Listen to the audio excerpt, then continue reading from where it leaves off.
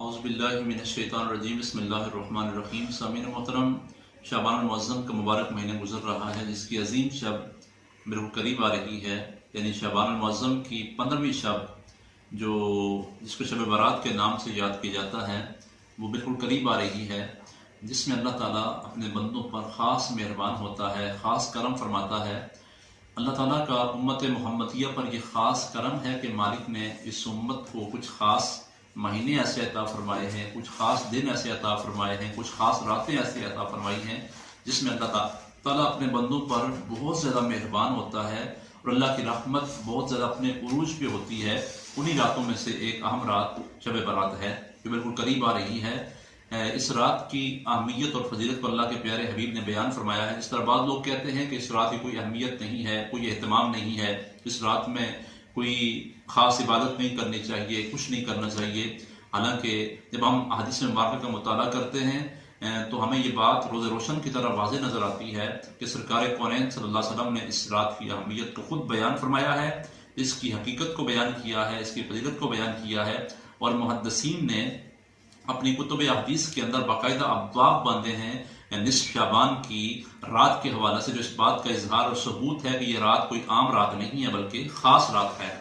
अब आइए हुज़ूर नबी करीम सल्लल्लाहु अलैहि वसल्लम इस रात में क्या फरमाते हैं, इसके बारे में आयशा सिद्दीक़ा रज़ियल्लाहु तआला अन्हा फरमाती हैं कि मुस्लिम अहमद की रिवायत है कि मैंने एक रात अपने प्यारे महबूब अलैहिस्सलाम को अपने घर में मौजूद नहीं पाया, तो मैं आपकी तलाश में निकल खड़ी हुई। तो मैंने क्या देखा कि हुज़ूर जन्नतुल बकी में तशरीफ़ फरमा है और अपने सर को आसमान की जानिब उठाया हुआ है।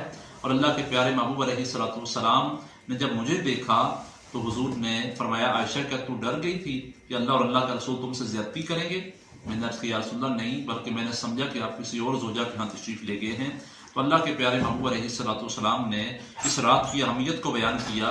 फरमाया कि आयशा, ये निस्फ शाबान की रात है, ये वो रात है कि जिसमें अल्लाह ताला बनी कल्ब की बकरियों के बालों से भी ज़्यादा लोगों को जहन्नम से आज़ाद फरमा देता है।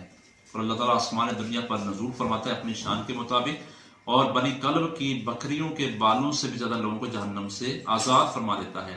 शब बारात का माना भी यही है, जहन्नम से बरी होने की रात, जिसमें अल्लाह ताला लोगों को जहन्नम से बरी फरमाता है। लेकिन हदीस के अंदर कुछ ऐसे लोगों का जिक्र भी हुआ है कि जिनको इस रात के अंदर मग़फ़िरत का, बख्शिश का परवाना नहीं मिल सकता अपनी बदनसीबी और बदबख्ती की वजह से।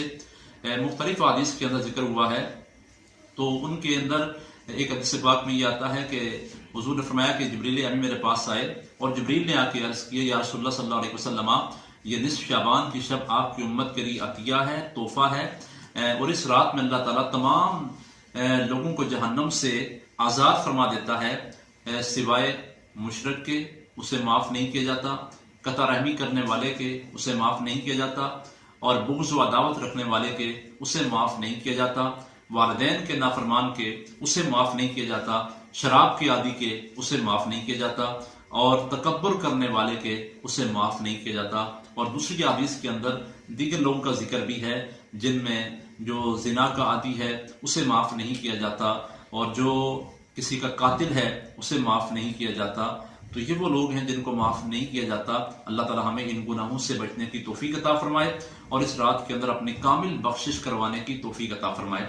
सामीन मोहतरम, इसके अलावा हमने इस रात में क्या करना है? इस रात को हमने दो काम करने हैं। एक तो इस रात को तकाजा है कि इस रात को अल्लाह की याद में गुजारा जाए, क्योंकि ये तौबा की रात है, बख्शिश की रात है, मग़फ़िरत की रात है, जहन्नम से बरी होने की रात है।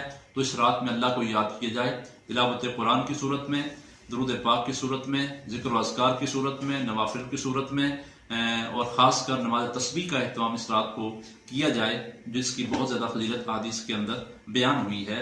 और दीगर औराद व वज़ाइफ भी आप करके अल्लाह को याद कर सकते हैं इस रात के अंदर।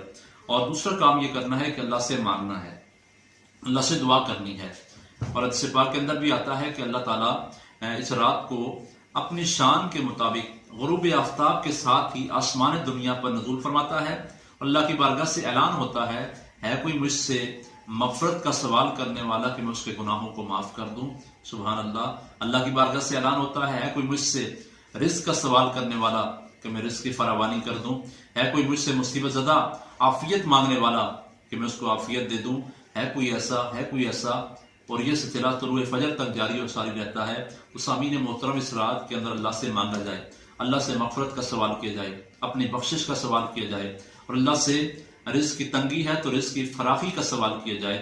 اللہ کی بارگاہ میں اگر مصیبت زدہ انسان ہے تو اپنی عافیت اللہ کی بارگاہ سے اللہ سے مانگی جائے، اللہ عافیت دے دے. اگر کسی کو مراد پوری نہیں ہو رہی ہے تو اس رات میں اللہ کی بارگاہ کے اندر گریہ وزاری کی جائے تاکہ اللہ تعالیٰ اس کی مراد کو پورا کر دے، اس کی حاجت کو پورا کر دے، اس کی مشکل کو حل کر دے، اس کی پریشانی کو دور کر دے، اس کی ٹینشن کو دور کر دے، اسے ذہنی قلبی سکون عطا کر دے. یہ رات مانگنے والی رات ہے اللہ سے.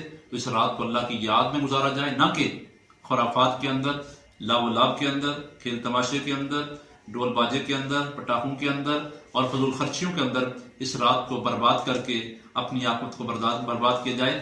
بلکہ یہ وہ رات ہے جس میں خاص طور پر اللہ کو یاد کیا جائے، اللہ کا قرب حاصل کرنے کی کوشش کی جائے، اللہ کی بارگاہ میں رجوع کر کے اپنے گناہوں کی معافی کا پروانہ اللہ کی بارگاہ سے حاصل کیا جائے.